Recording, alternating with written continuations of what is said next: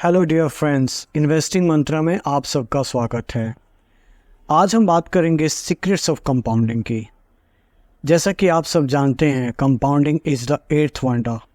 Compounding को दुनिया का 8वां अजूबा भी कहा जाता है।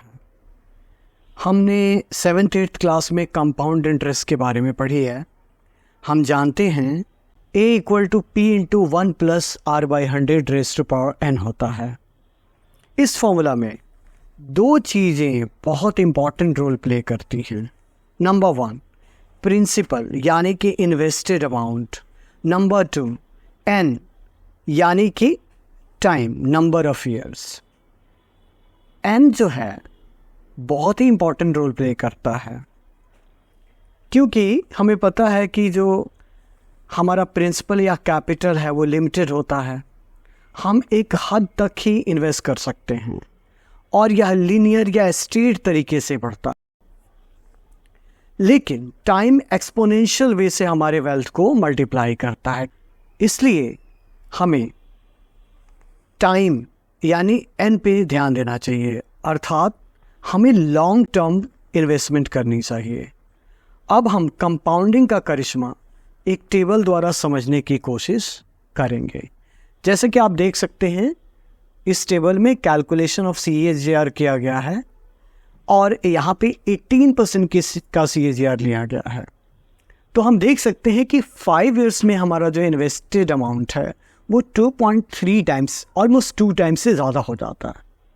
10 इयर्स में ये अमाउंट ऑलमोस्ट 5 टाइम्स हो जाता है, 15 इयर्स में 12 टाइम्स और 20 इयर्स के बाद 27 टाइम्स हो जाता है। और जो हमारा इन्वेस्टेड अमाउंट है वो आफ्टर एवरी 5 इयर्स 2.3 टाइम्स हो जाता है। अब हम 18% की जगह थोड़ा सा 2% इंक्रीज करके 20% का CAGR कैलकुलेट करते हैं। इसमें हम देख सकते हैं कि 5 इयर्स के बाद हमारा जो इन्वेस्टेड अमाउंट है वो 2.5 टाइम्स हो जाता है। 10 इयर्स लेटर 6 टाइम्स हो जाता है, 15 इयर्स के एंड में 15 टाइम्स और 20 इयर्स के एंड में दोस्तों 38 टाइम्स हो जाता है।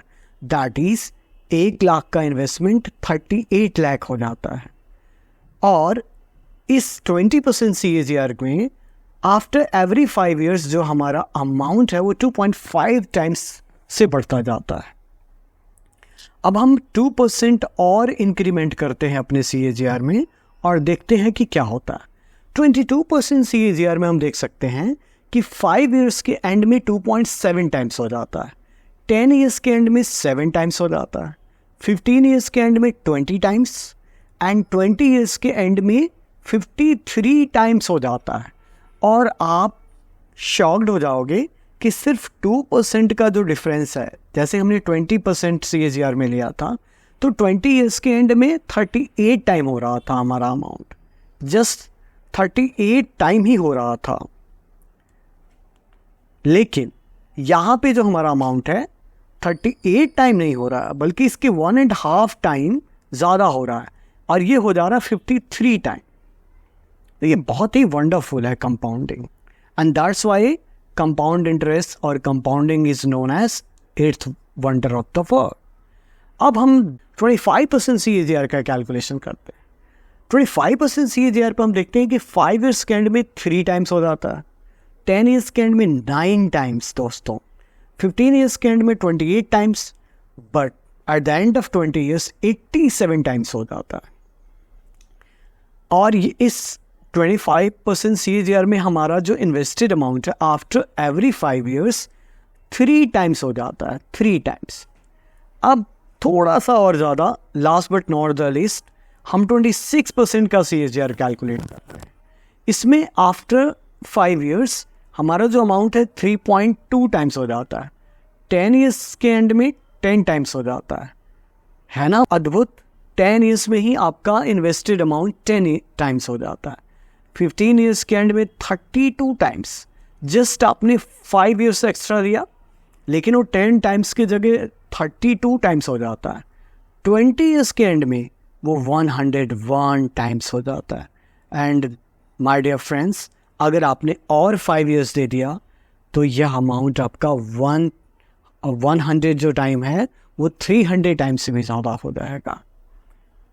तो इन दैट वे कि अगर आपने 20 ईयर्स अगो 1 करोड़ इन्वेस्ट किया तो 101 करोड़ हो जाएगा, और अगर आपने 1 लाख इन्वेस्ट किया तो भी 1 करोड़ से ज़्यादा हो जाएगा। तो है ना वंडरफुल कंपाउंड इंटरेस्ट और कंपाउंडिंग। तो हमने आज ये हम रियलाइज़ किया कि कंपाउंड इंटरेस्ट कितना अद्भुत है। मोरल ऑफ द डिस्कशन यह है कि हमें कंपाउंडिंग का फ़ायदा लेने के लिए हमेशा लॉन्ग टर्म इन्वेस्टमेंट करनी चाहिए। कुछ लोग 4-5 साल को ही लॉन्ग टर्म समझ बैठते हैं, लेकिन 5 साल बाद तो कंपाउंडिंग की शुरुआत होती है, और जैसे जैसे समय बढ़ता जाता है कंपाउंडिंग की स्पीड तेज़ होती जाती है। जैसा कि हमने 25% CAGR में देखा कि 5 साल बाद हमारा वेल्थ 3 टाइम्स होता है, अर्थात 1 लाख का 3 लाख हो जाता है। लेकिन 10 साल बाद वह अमाउंट 9 टाइम्स 9 गुना हो जाता है। सिर्फ 5 साल एक्स्ट्रा लगाने के बाद 3 गुना की जगह यह 9 गुना हो जाता है।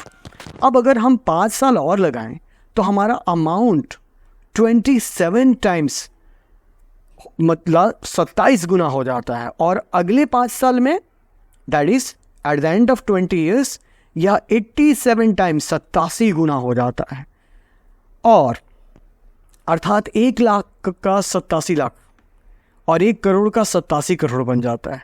और अगर आपने इसे बस 5 साल और होल्ड कर लिया तो यह 235 गुना हो जाएगा, अर्थात 1 लाख का 2 करोड़ 35 लाख हो जाएगा, 1 करोड़ का 235 करोड़ हो जाएगा। तो आशा है कि आपको कंपाउंडिंग का वंडर समझ में आया। दोस्तों, शेयर मार्केट से वेल्थ ज़्यादातर 2 तरह के इन्वेस्टर्स ने ही बनाए हैं। नंबर 1, जो खरीद कर भूल गए, अर्थात बहुत लंबे समय के लिए इन्वेस्टेड रहे।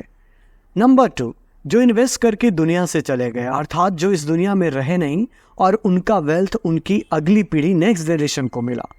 दोस्तों, आप शेयर मार्केट में आए हो तो सबसे पहले पेशेंस और नॉलेज के साथ लॉन्ग टर्म इन्वेस्टमेंट करना सीखें। कंपाउंडिंग का 8वां अजूबा आपके 1 लाख को भी 1 करोड़ बना सकता है।